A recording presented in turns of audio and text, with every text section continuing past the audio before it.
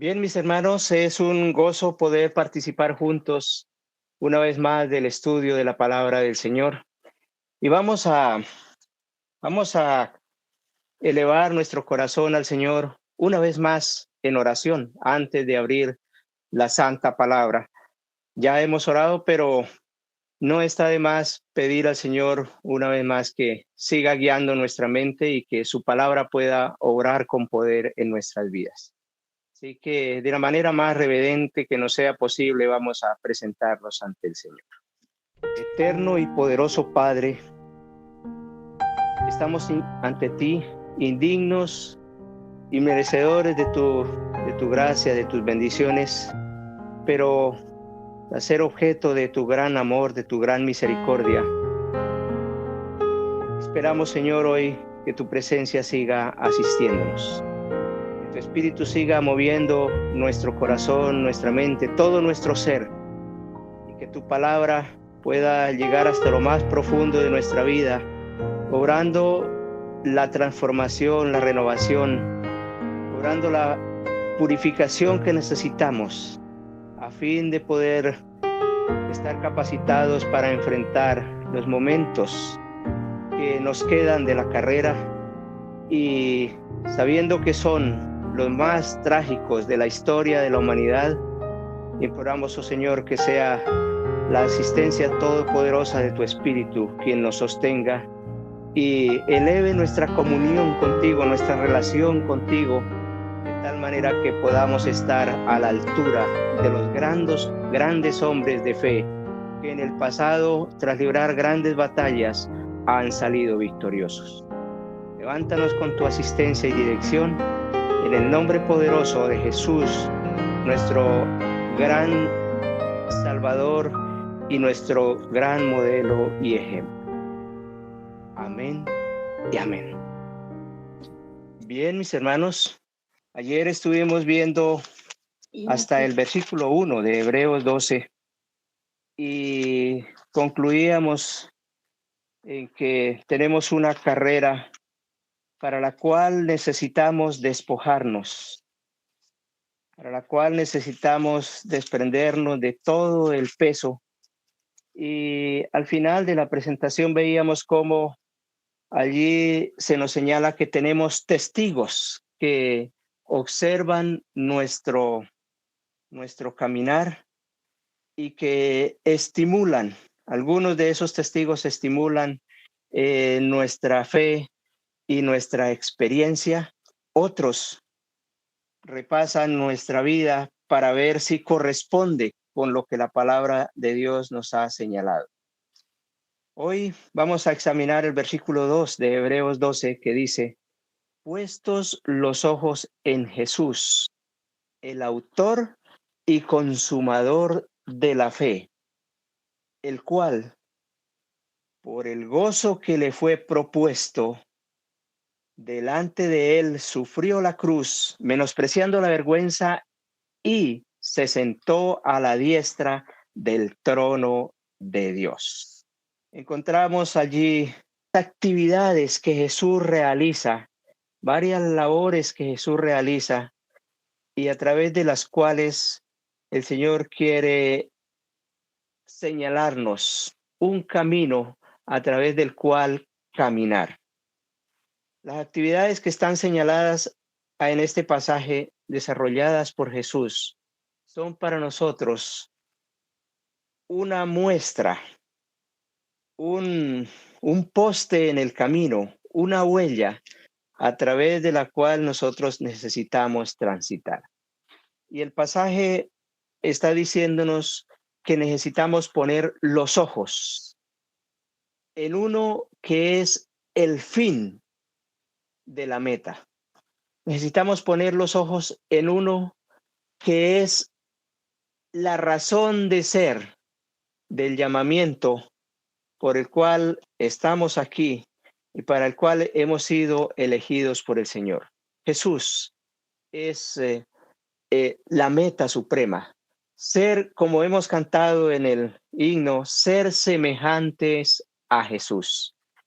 Y ojalá las palabras de ese himno sean una realidad en nuestra experiencia. Que eso sea lo que más deseamos en la vida, ser semejantes a Jesús. Puesto los ojos en Él, fija nuestra mirada en Él, indiscutiblemente no perderemos el camino. Será posible mantenernos en la ruta y vendrán tormentas, vendrán dificultades, vendrán obstáculos, pero si la mirada está puesta en Él, Jesús superó todos los obstáculos. Jesús superó todas las barreras. Jesús superó todos los problemas y vicisitudes que la vida pueda plantearle a una criatura humana. Y finalmente lo encontramos sentado en el trono. Puesto los ojos en Él, recorreremos el camino porque además de Él ir abriendo la brecha, está extendiéndonos su mano de auxilio en los momentos más difíciles, en las horas más oscuras y sombrías de nuestra experiencia. Bueno, el pasaje nos dice que Él es el autor, que Jesús es el autor. Aquí dice que el autor de la fe, pero además de ser el autor de la fe, Jesús es el autor de mucho más asuntos y de todos los asuntos de la vida. En Hechos capítulo 3, vamos a abrir la Biblia. La presentación quizás no ha sido posible ordenarla nuevamente. Hechos capítulo 3, versículo 15. Leemos en las Sagradas Escrituras lo siguiente. El apóstol dice, y matasteis al autor de la vida, a quien Dios resucitó de los muertos, de lo cual nosotros somos testigos. Jesús, en este pasaje, bueno, en Hebreos 12 dice que es el autor de la fe, autor y consumador de la fe. Ya vamos a ver eso de la fe y de la consumación de la fe. Pero por ahora detengámonos en la palabrita autor. Jesús es el autor de la vida, según Hechos 3:16. Y según Hechos 5:31, miremos lo que dice la palabra del Señor. Hechos 5:31, a este Dios ha exaltado con su diestra por príncipe y salvador para dar a Israel arrepentimiento y perdón de pecados. Mis hermanos, Jesús es el que produce, el que ha creado, ha desarrollado la idea de dar a nosotros arrepentimiento. Y además de darnos arrepentimiento, Él también da el perdón. Autor de la vida, autor del arrepentimiento, autor del perdón. Él es el autor de nuestra salvación. Y en la experiencia que necesitamos a fin de llegar a la meta final, uno de los primeros pasos que necesitamos es el desarrollo de una sencilla confianza en la palabra, luego desarrollar arrepentimiento, luego confesión, y Él está dispuesto a darnos el perdón del pecado, puesto que todas estas bendiciones son de su autoría. Y podríamos dedicar mucho más tiempo a examinar cada uno de los asuntos que son autoría de Jesús. Pero hoy nos detendremos a examinar el pasaje y los asuntos que están allí puntualizados en ese pasaje. Así que Jesús es el autor también de la fe. Autor y consumador. Antes de mirar lo que tiene que ver con la fe, entonces miremos lo que tiene que ver con la consumación. Jesús es consumador. Y esa palabra consumador, allí en Hebreos 12:2, tiene la misma raíz de la palabra perfeccionador que estudiamos en el día de ayer. Es la misma raíz que tiene un significado muy interesante. Jesús es el consumador o perfeccionador de nuestra fe o de nuestra experiencia, de nuestra relación. Y el hermano Edwin nos estuvo explicando cómo la santificación es un proceso que se va perfeccionando día a día. Jesús es el perfeccionador de nuestra experiencia de santificación. Y lo hace, como bien nos lo explicó el hermano Edwin, agregando día a día elementos que construyen nuestro carácter y que nos asemejan más y más a aquel que es el autor de todos esos dones maravillosos y dones perfectos. Leemos en el libro de Gálatas capítulo 2, versículo 20, en lo que tiene que ver con la consumación. A pesar de no poder tener la presentación que nos facilitaría un poco más. Gálatas capítulo 2, versículo 20 dice: así que con Cristo estoy juntamente crucificado, y no vivo ya yo, sino que vive Cristo en mí. Y lo que ahora lo vivo en la carne, lo vivo en la fe del Hijo de Dios, el cual me amó y se entregó a sí mismo por mí.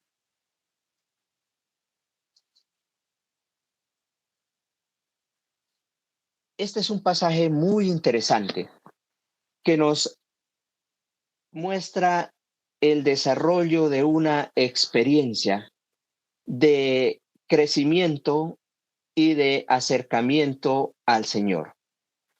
Y la manera como vamos siendo perfeccionados. Y voy a leer este pensamiento inspirado de la Biblia de estudio. Está comentando precisamente Gálatas 2:20 y dice: todo lo que hay de bueno en hombres y mujeres es el fruto de la obra del Espíritu Santo. Aquí está mostrándonos cómo Jesús, a través de la persona del Espíritu Santo, va desarrollando en hombres y mujeres, aquí dice, todo lo bueno que hay en nosotros es fruto de la obra del Espíritu Santo. El Espíritu Santo nos enseña a revelar rectitud en nuestras vidas. Esto no es porque nuestra naturaleza lo produce, es el Espíritu Santo el que nos enseña, dice, a revelar rectitud en nuestras vidas. La obra máxima que se puede hacer en nuestro mundo es glorificar a Dios viviendo el carácter de Cristo. Qué hermoso. El carácter de Cristo puede ser vivido. La experiencia de Cristo puede ser vivida por nosotros, pero todo por la obra máxima que el Espíritu Santo desarrolla en nosotros. Dios hará perfectos solo a los que mueran al yo. ¿Cómo es que Jesús es perfeccionador? Invitándonos, dándonos convicción de la necesidad de morir. Nos gusta vivir y nos gusta vivir en la carne y nos gusta vivir conforme a nuestra naturaleza, pero el Señor, que Él es el perfeccionador, el consumador de nuestra fe, Él nos lleva a la convicción de que necesitamos morir al yo. Y entonces, de esa manera, dice, los que están dispuestos a hacer esto, a morir al yo, pueden decir: ya no vivo yo, mas vive Cristo en mí. Y ahí está entonces especificado en este pasaje inspirado la manera como Jesús puede consumar en nosotros una experiencia de victoria sobre el mal y sobre el pecado. La obra del Espíritu Santo, moviéndonos a ver nuestra real condición y necesidad y llevándonos al punto de morir, de entregar nuestra vida y entonces poder decir como Pablo, ya no vivo yo. Lo que antes vivía en la carne, ahora ya no lo vivo. Ahora vivo la experiencia de Cristo, porque Cristo vive en mí. Y vamos viendo cómo está allí entonces revelado el tener la mirada puesta en Jesús, quien es el autor, quien es el consumador, y el pasaje sigue diciendo de la fe. Y vamos a detenernos ahora a mirar un poco lo que implica la fe. ¿Qué es fe? ¿Cómo hemos entendido hasta ahora la fe? La Escritura nos dice que la última generación desarrollará la fe de Jesús o una fe como la de Jesús. ¿Cómo llegar a tener la fe de Jesús o la fe como la de Jesús o la fe en Jesús? Romanos 10:17, y este sería un tema completo, pero Romanos 10:17, un pasaje muy conocido, muy trillado, que todos quizás sabemos de memoria, nos dice, la fe es por el oír, luego la fe viene por el oír y el oír por la palabra de Dios.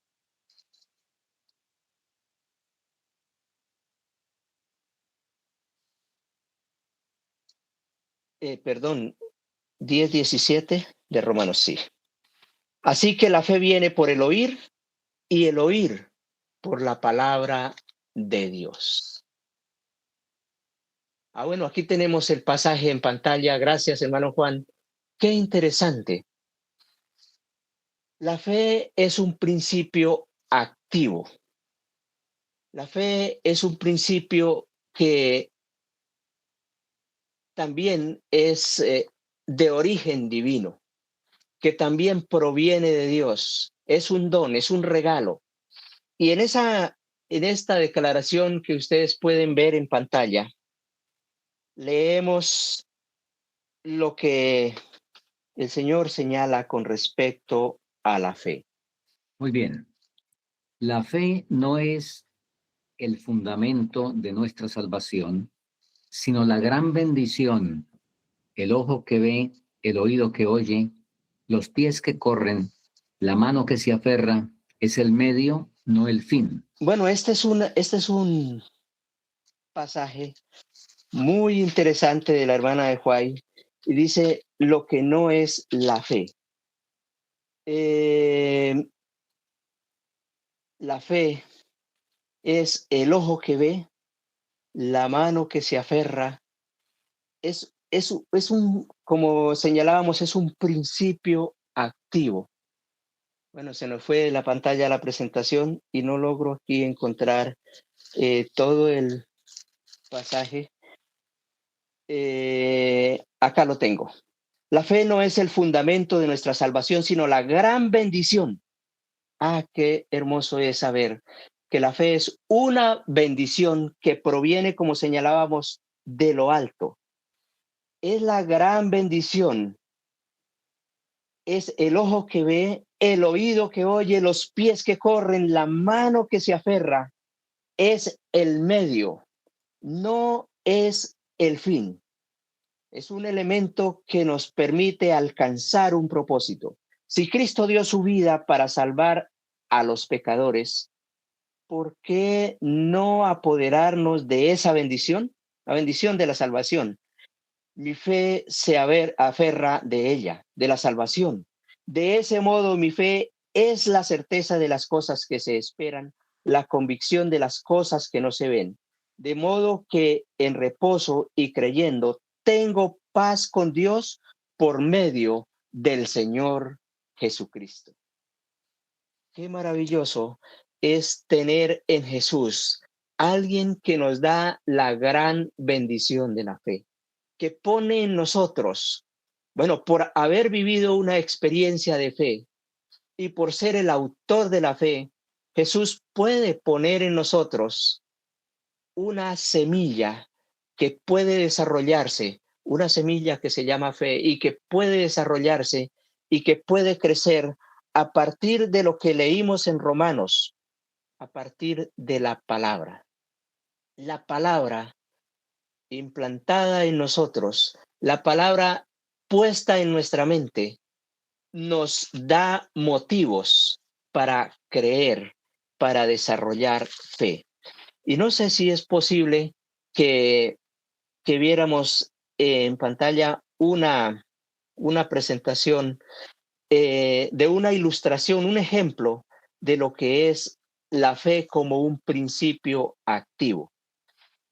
Voy a tratar de que ustedes puedan imaginar, si no la logramos ver, lo que es la fe como un principio activo. Bueno, tenemos de un lado nuestra naturaleza y nuestra naturaleza nos lleva entonces a vivir conforme a la carne. Y al vivir conforme a la carne, entonces nosotros comemos como come el común denominador de la humanidad. Vestimos como el común denominador de la humanidad. Cantamos la música que usamos, el lenguaje que usamos, nuestras conductas, todas son eh, conforme a la tradición, conforme a nuestra naturaleza, conforme el mundo nos educa y nos muestra permanentemente. De otro lado, entonces, está la palabra. Nos encontramos con la palabra y esta empieza a indicarnos lo que está correcto, lo que es correcto y a indicarnos que nuestra vida común y corriente está en desarmonía con la voluntad de Dios. Entonces encontramos en Génesis 1:29 que la dieta que usamos tradicionalmente no es la dieta aprobada y señalada por Dios. Encontramos entonces que de acuerdo a lo que dice Filipenses 4:8, nuestras palabras, nuestro hablar desarmoniza con la voluntad de Dios. Y al encontrarnos frente a esos pasajes de las Escrituras, entonces entramos en una situación en la que necesitamos continuar con nuestra vida natural o someternos a la palabra. Pero cuando la palabra llega con poder, esta desarrolla en nuestra mente pensamientos que nos dicen, debo cambiar, debo mejorar, mi salud tiene que ser distinta, mi relación con mi prójimo debe ser distinto. La palabra trae a la mente un pensamiento que nos dice, mi vida debe mejorar, debe ser como la de Jesús.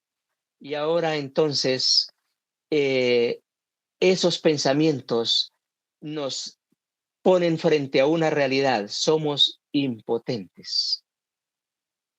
¿Cómo podré desarrollar entonces una vida distinta? Y ahora entonces el cielo trae la bendición de la fe. Hay uno que es poderoso. Jesús puede cambiarme. Jesús puede transformar mi vida. Jesús puede hacerme una mejor persona, tener mejores hábitos, mejor estilo de vida y cada vez ir desarrollando un mejor estilo de vida. Y esos pensamientos entonces nos motivan, esos pensamientos entonces, fruto de la confianza que hemos desarrollado hasta aquí en la palabra, nos llevan a actuar. Y la palabra de Dios dice que la fe sin obras es muerta. La fe sin las obras no, no es fe. Bueno, es una confianza que no sabría en este momento cómo explicarla. La fe verdadera, la fe que proviene de Jesús, la fe que se origina en Jesús, inevitablemente nos lleva a actuar conforme dice la palabra. Si hasta aquí la palabra nos ha llegado para decirnos que debemos cambiar nuestros hábitos en la alimentación o nuestro lenguaje, cualquiera de las cosas que necesitamos cambiar. Lo conocemos de la palabra y no hemos caminado en ella, es porque no hemos desarrollado, no hemos permitido que la fe de Jesús germine y crezca en nosotros. La verdadera fe. Si decimos tener fe en Jesús, nuestra experiencia debe ser conforme a la palabra, no conforme a nuestra naturaleza, no conforme a la carne. Porque repasemos, la palabra despierta fe, la fe activa decisiones y las decisiones en desencadenan en acciones. Necesitamos poner la vista en el autor de la fe, de manera que entonces nuestra vida corresponda, nuestras acciones correspondan con lo que leemos en la palabra, en todo lo que dice la Escritura. Y Jesús, quien es el autor de la fe y de la palabra, Él nos dio ejemplo. Jesús vivía por fe y esa experiencia la demostró porque hacía conforme a la palabra. Y por eso leemos en las Escrituras, en San Mateo 4, 4, que frente a la tentación, Jesús mostró que podía vivir de acuerdo a la palabra y que su fe lo llevaba a depender de la palabra. No solo de pan vivirá el hombre. ¿De qué podía sostenerse Jesús? De la fe, de la confianza en su Padre. Él le sostenía en toda circunstancia, en toda dificultad. Y en San Juan 17:8, Jesús dijo dijo en la oración, esa oración maravillosa, porque las palabras que me has dado, les he dado.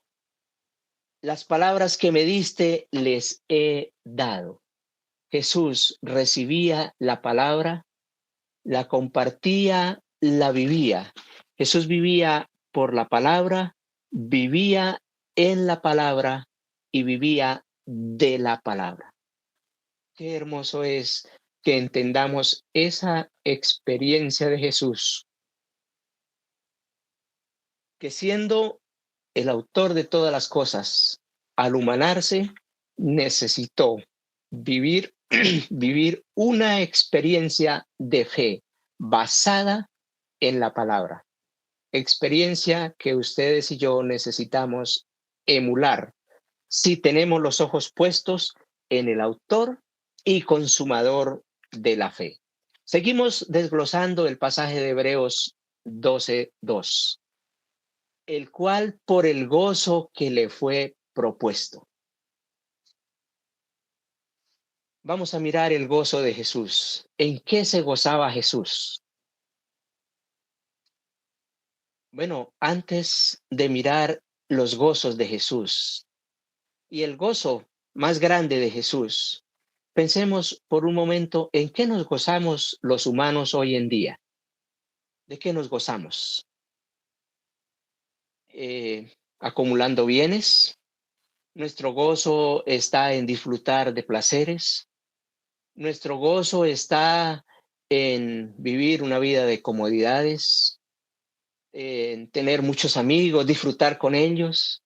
¿En qué están puestos nuestro gozo? ¿Qué es lo que más despierta alegría y gozo en nuestro corazón? Si no sabemos en qué gozarnos, necesitamos ver en Jesús cuál es su mayor gozo. Sin duda que Jesús se gozaba en todas las cosas maravillosas de la naturaleza, se gozaba en la comunión, pero hay algo más grande en lo cual Jesús podía gozarse. Zacarías capítulo 9, versículos 9 al 16.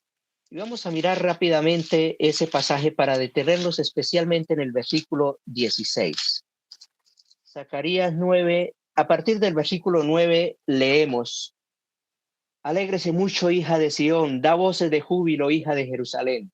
He aquí tu rey vendrá a ti, es justo y salvador, humilde y cabalgando sobre un asno, sobre un pollino, hijo de asna. Esta es la profecía que anunciaba la venida de Jesús. Jesús conocía esta profecía. Como humano, él la leyó, la estudió y se veía reflejado en esa profecía. Y sabía que había venido a cumplirla. Desde los 12 años, Jesús había visualizado la misión que había venido a cumplir en este mundo. Pero el gozo de Jesús estaba cuando, al llegar al versículo 16, veía lo que el Padre haría con la humanidad a través de su sacrificio, de su entrega y de su dedicación. ¿Qué haría el Padre? Y los salvará en aquel día Jehová, su Dios, y los salvará en aquel día Jehová, su Dios, como rebaño de su pueblo, porque ellos serán como piedras de corona, enaltecidos como una insignia en su tierra. Jesús se gozaba al estudiar la profecía y mirar hacia adelante y saber que Dios salvaría a la humanidad a través de su sacrificio. El mayor gozo de Jesús estaba puesto en la perspectiva de salvarnos. Isaías capítulo 53, versículo 11. Ya el profeta había visto el rostro de gozo de Jesús. Había visto la sonrisa en los labios de Jesús. En visión le fue mostrada al profeta.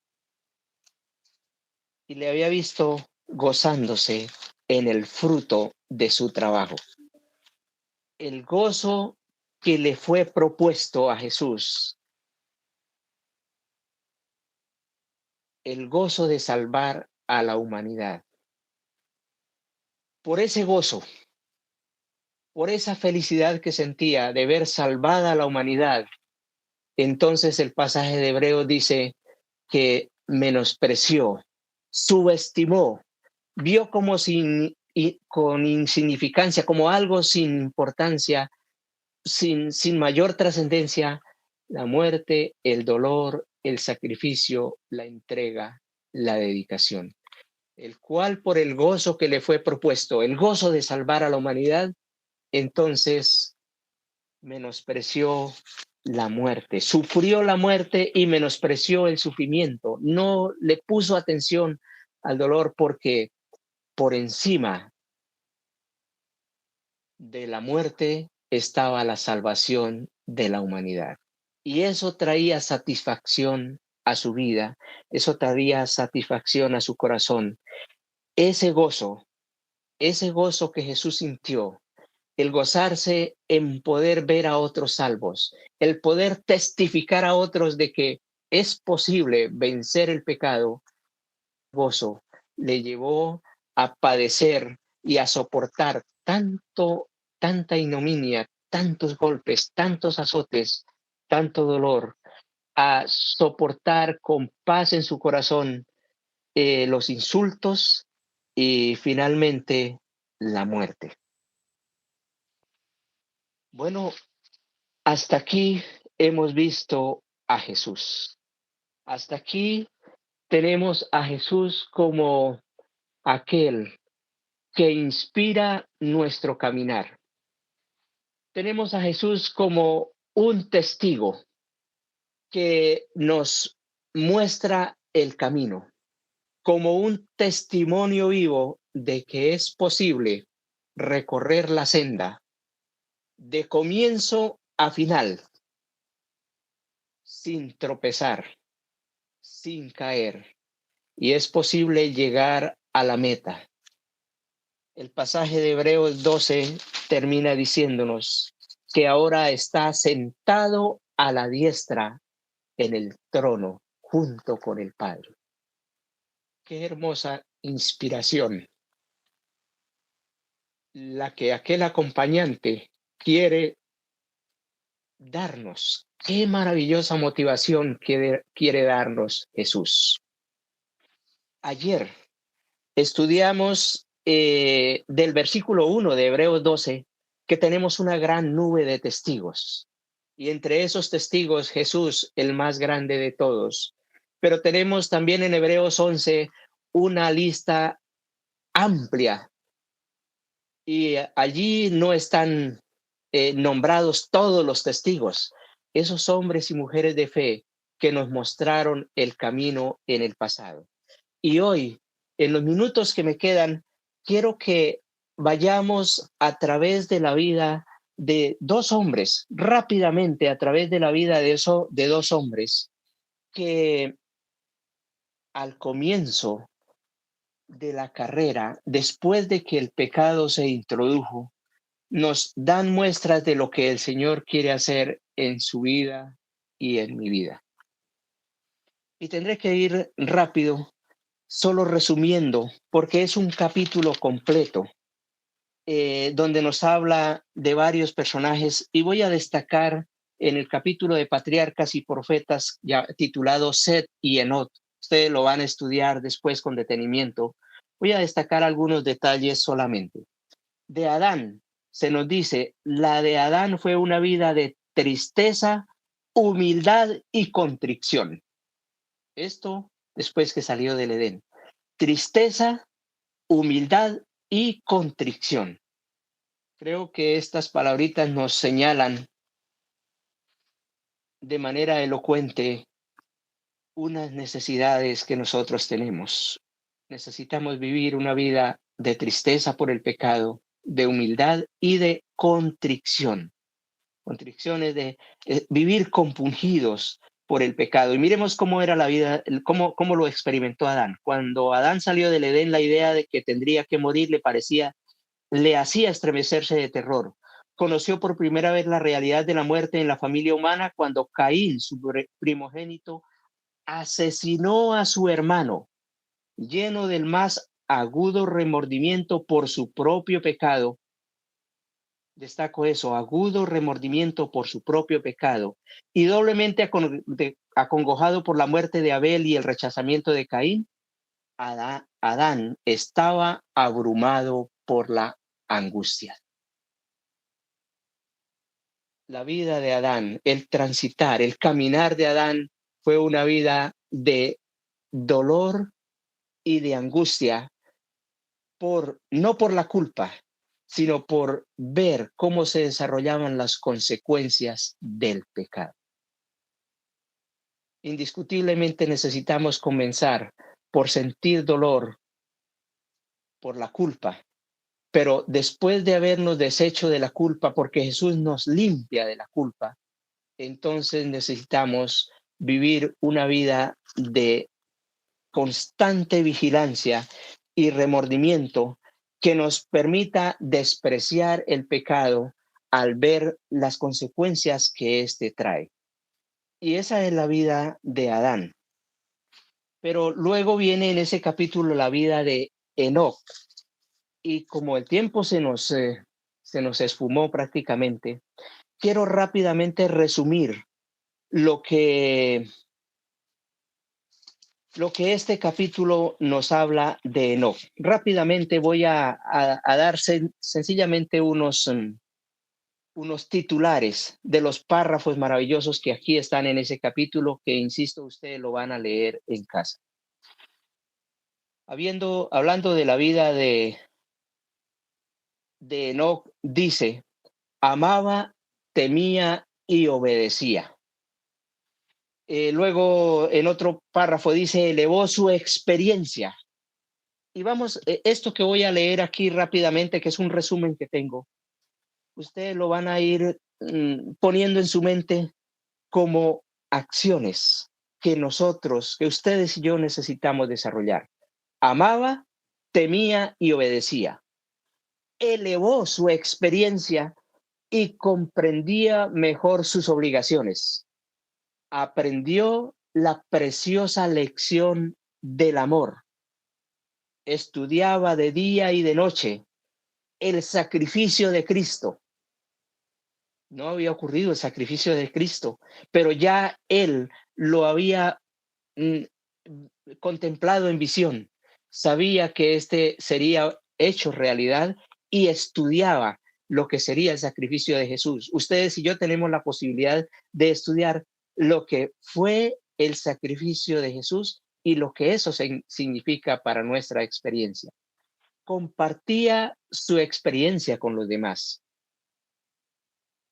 Caminó durante 3 siglos. Y durante esos 3 siglos, bueno, si nuestro caminar después de 10, de 20 años, pasando pruebas y dificultades, nos trae una prueba muy dura, tendemos a desanimarnos. Pero este capítulo dice de Enoc que a medida que pasaban los siglos, aumentaba su fe, aumentaba su fe. En lugar de disminuir con el paso del tiempo, aumentaba y su amor era cada día más ardiente, amor que ardía en su corazón. Recibía mayores revelaciones y a medida que la recibía, entonces desarrollaba más humildad. Nosotros cuando somos más, cuanto más conocimiento y más influencia tengamos, más nos exaltamos por razón de nuestra naturaleza, pero en la experiencia de alguien que ha recibido a Cristo en su corazón, mayor conocimiento, mayor experiencia, mayores logros, más humildad, más sentido de debilidad y de imperfección. Cada vez se sentía más desprovisto y más necesitado. Eludía asociarse con incrédulos. Temía que estos influyeran en su relación con Dios y le debilitaran. Se dedicaba a la meditación y la oración. Procuraba comprender más la voluntad de Dios a fin de cumplirla. Qué interesante. No era solo por conocer, no solo era por llenar su mente, deseaba cumplir la voluntad de Dios. Recibía revelaciones proféticas sobre el diluvio, sobre la venida de Jesús, sobre el estado de los muertos. El libro de Judas nos cuenta de cómo él pudo profetizar la venida de Jesús en gloria, la resurrección de los muertos, la transformación de los justos vivos. Qué capacidad le dio el Señor, fruto de esa comunión, de un caminar continuo.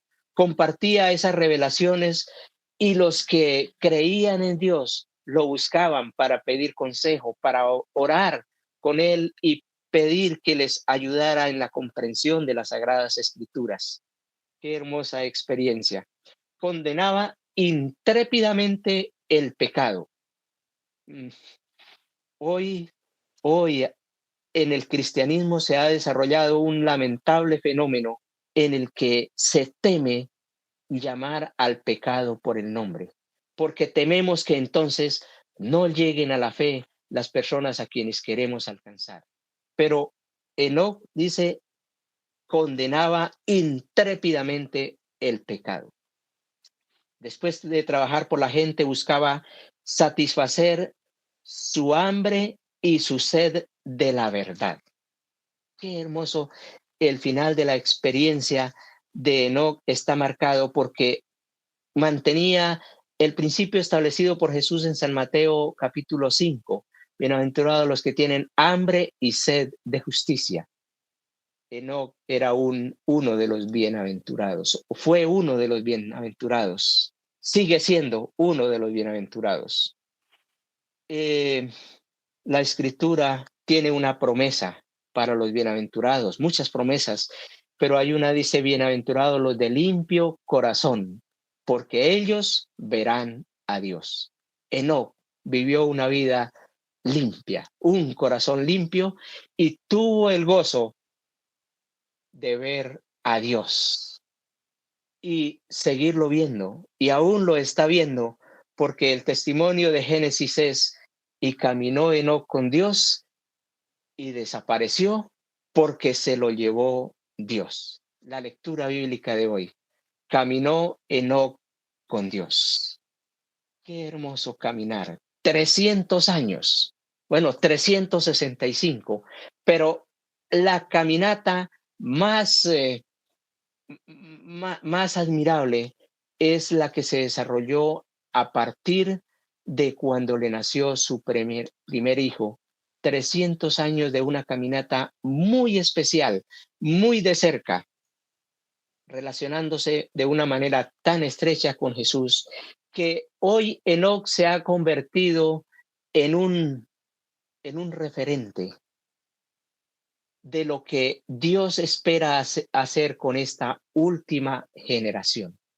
Enoc no conoció muerte y Dios espera en los últimos momentos de la historia de este mundo desarrollar una generación, conformar un ejército.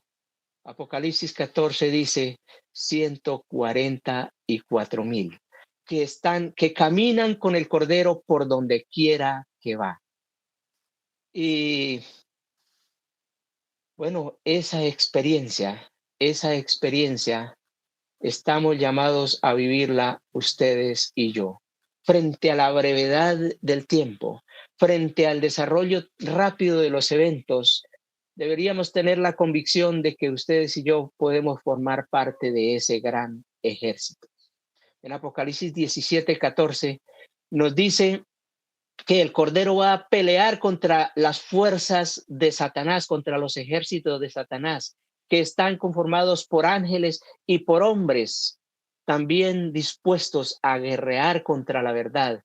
Pero el Señor está preparando un ejército y ustedes y yo estamos llamados a formar parte de ese ejército junto con el Cordero. Y en ese pasaje dice que el Cordero los vencerá y que los que están en ese ejército, los que están con él, son llamados, elegidos y fieles. Como Enoc, ustedes y yo estamos llamados a vivir una experiencia de victoria sobre el mal y sobre el pecado, una victoria de una experiencia de perfeccionamiento continuo, al punto que en la última batalla podamos entonces eh, pelear sin ser derrotados, pelear sin que nos alcance la muerte, como no lo alcanzó a Enoc. Vivir una vida de estrecha, de entera comunión con Dios, que nos permita participar de la experiencia que participaron los jóvenes hebreos. Daniel, Ananías, Misael, Azarías, todos fueron llevados a una prueba muy difícil. Fueron sentenciados, condenados a muerte, fueron expuestos a la muerte, entregados en brazos de la muerte, pero ellos estaban convencidos de la verdad, habían caminado con Dios, habían transitado la senda del deber, cumpliendo fielmente por encima de la vida los deberes sagrados, por encima de la vida el hacer la voluntad de Dios. Y aunque fueron entregados en brazos de la muerte, finalmente fueron liberados, salieron ilesos en los dos casos, en el horno de fuego y en el horno de fuego y en el foso de los leones fueron liberados.